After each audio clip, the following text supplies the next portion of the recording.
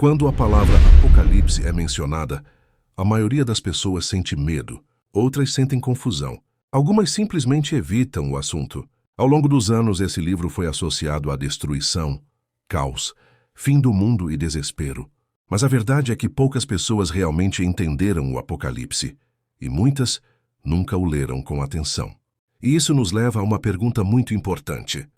Como um livro da Bíblia, inspirado por Deus, pode causar tanto medo se a mensagem central das Escrituras sempre foi esperança? Hoje, neste vídeo, você vai entender o Apocalipse de uma forma que talvez nunca tenha ouvido antes, sem exageros, sem teorias conspiratórias, sem sensacionalismo, apenas a Bíblia explicando a própria Bíblia.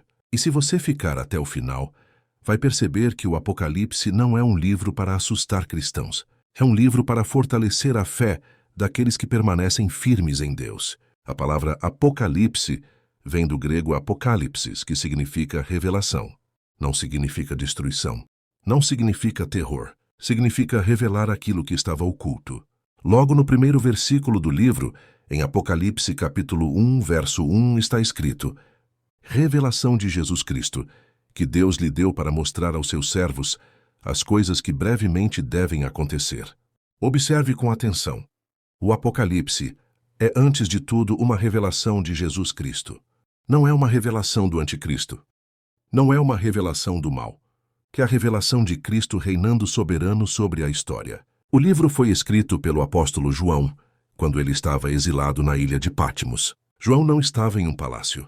Ele não estava em segurança. Ele estava isolado, perseguido, sofrendo por causa da sua fé.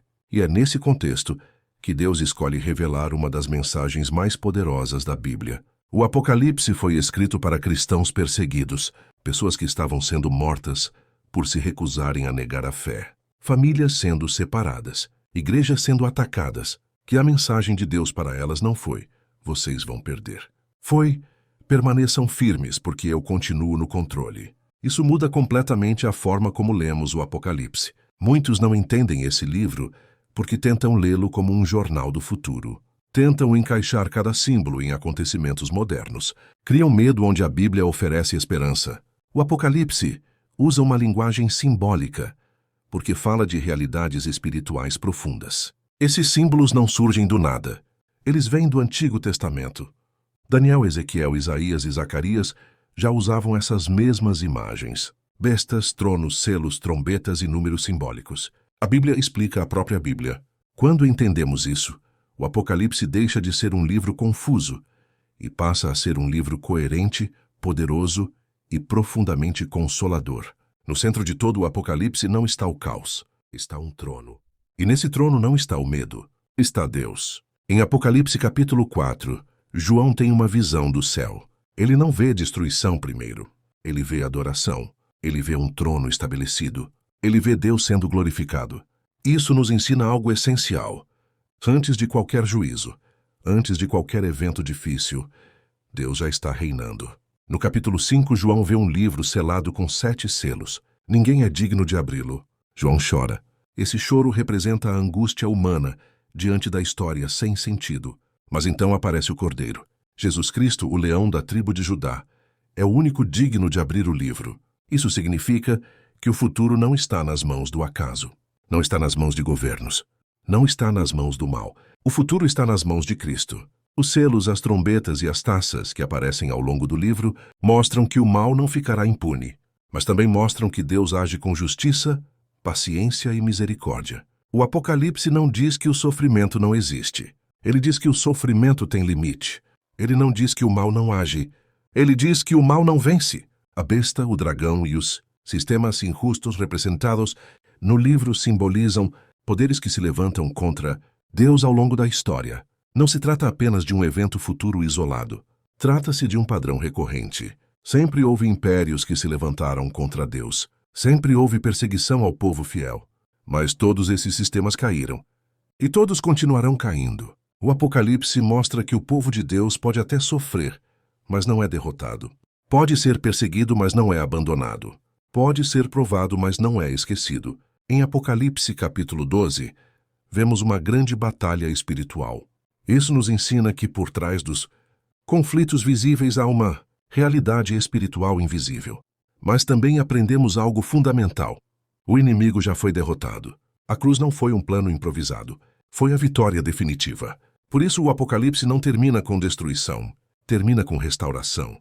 Nos capítulos finais, João vê novos céus e nova terra. Ele vê a nova Jerusalém. Ele vê Deus habitando com os homens. Não há mais morte. Não há mais dor.